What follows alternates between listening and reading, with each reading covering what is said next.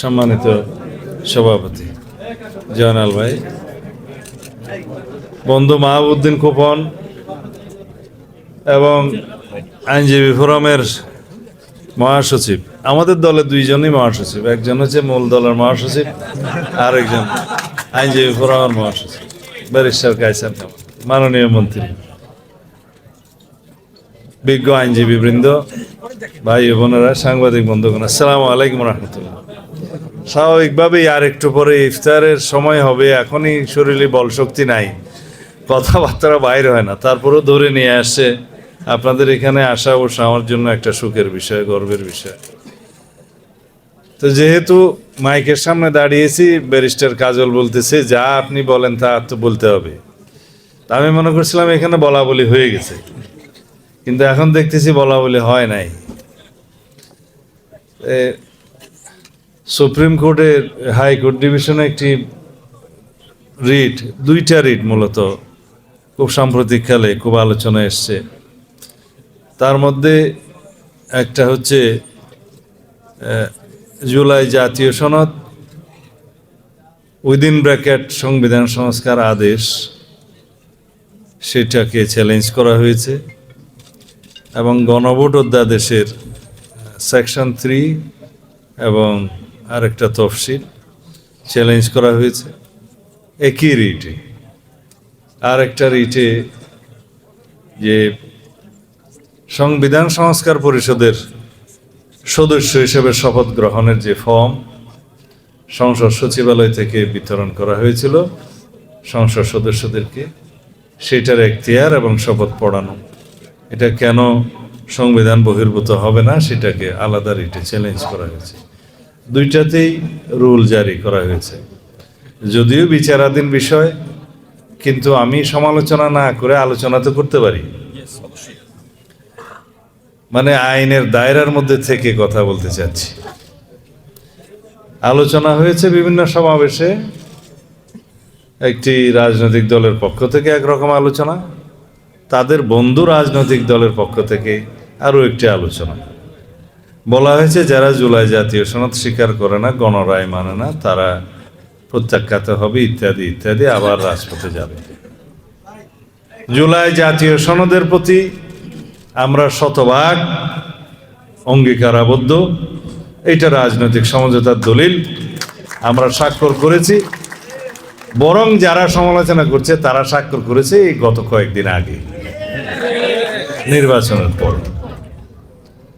জাতীয় সনদের প্রত্যেকটি প্রস্তাব যেভাবে স্বাক্ষরিত হয়েছে, নোট অফ ডিসেন্ট সহ, আপনারা সেই কিতাবটি হাতে নিয়ে দেখবেন, ওখানে বলা আছে যারা নোট অফ ডিসেন্ট দিয়েছে যে সমস্ত দফায়, সেই সমস্ত রাজনৈতিক দল যদি নির্বাচনী ইশতেহারে উল্লেখপূর্বক জনগণের ম্যান্ডেট প্রাপ্ত হন, তাহলে তারা সেটা বাস্তবায়ন করতে পারবেন। ইতি মাননীয় প্রধান উপদেষ্টা এবং অন্যান্য উপদেষ্টা যারা এখানে সংস্কার জাতীয় ঐকমত্য কমিশনের সদস্য ছিলেন, তাদের মধ্যে পরে কেউ কেউ উপদেষ্টা হয়েছে, তারা সবাই স্বাক্ষর করেছে। রাজনৈতিক দল সময়ের মধ্যে অধিকাংশ স্বাক্ষর করেছে, 4টি দল স্বাক্ষর করতে পারেননি বিভিন্ন কারণে, পরে তাদের মধ্যেও 2-1টি দল স্বাক্ষর করেছে। কিন্তু যারা বেশি সমালোচনা করছে তারা স্বাক্ষর করেন নাই, তারা নির্বাচনের পরে সুবিধা বুঝে তাও একটা নোক্তা লাগিয়ে সই করেছে।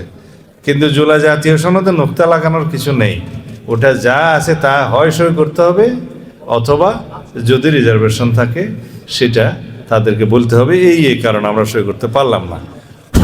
একদিকে বলবে আমরা স্বাক্ষর করেছি, আরেকদিকে বলবে আমরা স্বাক্ষর করেছি তবে বলেছে যে ইহা আমরা ওই ধারাগুলো মানে না।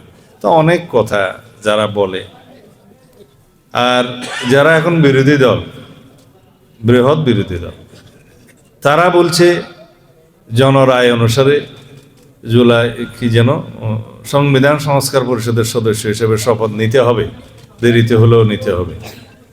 কিন্তু বক্তব্য হলো এগুলো গায়ের জোরে।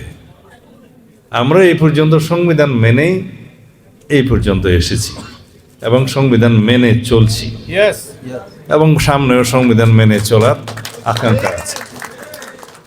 কিন্তু আমাদের বক্তব্য ছিল যদি গণভোটের রায়কে আমরা সম্মান দিতে চাই, জাতীয় সংসদে আগে যেতে হবে, সেখানে আলাপ আলোচনা করতে হবে, আইন প্রণয়ন করতে হবে, সংবিধানে সেটা অন্তর্ভুক্ত করতে হবে। তারপরে যদি সংবিধান সংস্কার পরিষদের সদস্য হিসেবে শপথ নিতে হয়, সেটা সেখানেই নির্ধারণ করা হবে, সিদ্ধান্ত হবে, এবং কোন ফর্মে শপথ হবে সেটা তৃতীয় তফসিলে আনতে হবে। কে শপথ বাক্য পাঠ করাবেন সেটা নির্ধারিত হবে, তারপরে এটা বিধিসম্মত হবে। কিন্তু আজকে যাদেরকে জবরদস্তিমূলক শপথ পড়ানো হলো, যিনি জবরদস্তিমূলক শপথ পড়ালেন, সেটা সংবিধান রক্ষণ হয়েছে কিনা অবশ্যই সুপ্রিম কোর্টের দেখার দায়িত্ব। কারণ বিচারকগণ শপথ নিয়েছেন সংবিধান রক্ষণের, সংরক্ষণের এবং এই সংবিধানকে রক্ষা করার জন্য শপথ নিয়েছেন। আপনারা তো কেউ সংবিধান রক্ষণের জন্য শপথ নেন নাই, আইনজীবীবৃন্দ তারা নিয়েছেন। সুতরাং সেই প্রশ্নটা আদালতে উঠেছে। আমাদের বক্তব্য অন্য জায়গায়। আমরা তো জুলাই জাতীয় সনদকে অস্বীকার করি না। জুলাই জাতীয় সনদের প্রত্যেকটা শব্দকে, অক্ষরকে আমরা ধারণ করি এবং আমরা সেটা প্রতিশ্রুতি দিয়েছি, জাতির কাছে অঙ্গীকারাবদ্ধ হয়েছি, আমরা সেটা বাস্তবায়ন করব। এমনকি সেই প্রতিশ্রুতির বাইরেও আমাদের নির্বাচনী ইশতেহার অনুসারে বিএনপি যে সমস্ত ইশতেহার প্রণয়ন করে জনগণের ম্যান্ডেট লাভ করেছে, সেই সমস্ত ইশতেহারেও যা কিছু আছে তা আমরা বাস্তবায়ন করব। তার মধ্যে আমরা উপরাষ্ট্রপতির একটা বিধান করার জন্য আমরা করেছি, ইশতেহারে উল্লেখ করেছি। তা আমাদেরকে সেটা জনগণ ম্যান্ডেট দিয়েছে, আমরা সেটা বাস্তবায়ন করব। এরকম আরও অনেক কিছু আছে। শুধুমাত্র আমরা জুলাই জাতীয় সনদেই সীমাবদ্ধ থাকবো না। আমরা ইশতেহারে উল্লেখপূর্বক যে সমস্ত বিষয়ে জনগণের ম্যান্ডেট প্রাপ্ত হয়েছে, সকল কিছু আমরা অঙ্গীকারাবদ্ধ, আমাদের প্রতিশ্রুতি আছে, আমরা সেটা বাস্তবায়ন করব। সুতরাং এখানে মিস ইন্টারপ্রিট করার কোনো সুযোগ নাই। যে সমস্ত বিষয় 133টি অধ্যাদেশ প্রণয়ন করা হয়েছে, পারলে বিগত অন্তর্বর্তীকালীন সরকার শেষ দিনের শেষ মুহূর্তেও একটা অধ্যাদেশ জারি করার জন্য প্রস্তাব দিয়েছিল। এই সরকার ছিল অন্তর্বর্তী সরকার, একটা অধ্যাদেশ জারি করার সরকার। 133টা অধ্যাদেশ জারি করেছে। সংবিধানের বাধ্যবাধকতা আছে, যেদিন জাতীয় সংসদ বসবে ইনশাআল্লাহ আগামী 12 তারিখে, প্রথম সেশনেই আমরা সাংবিধানিকভাবে এই 133টি অধ্যাদেশ উপস্থাপন করতে বাধ্য। কিন্তু সেই 133টি অধ্যাদেশের কোনটা কিভাবে গৃহীত হবে, কোনটা রেটিফিকেশন কিভাবে হবে, কোনটা সংশোধনী সহ হবে কিনা, কোনটা ল্যাপস হয়ে যাবে, কোনটা অ্যাজ ইট ইজ অ্যাপ্রুভ করা হবে, সেটা জাতীয় সংসদের ইখতিয়ার, সেটা তখন দেখা যাবে। কিন্তু আপনারা সবাই জানেন ওর বাইরে আরও একটি আদেশ জারি করা হয়েছে। সেই আদেশটার নাম হলো জুলাই জাতীয় সনদ উইদিন ব্র্যাকেট সংবিধান সংস্কার বাস্তবায়ন আদেশ। ইহা কি মেসকুলিন না ফ্যামিলিন নাকি কমন জেন্ডার আমি জানি না, একজন বুঝে তালে দিছে।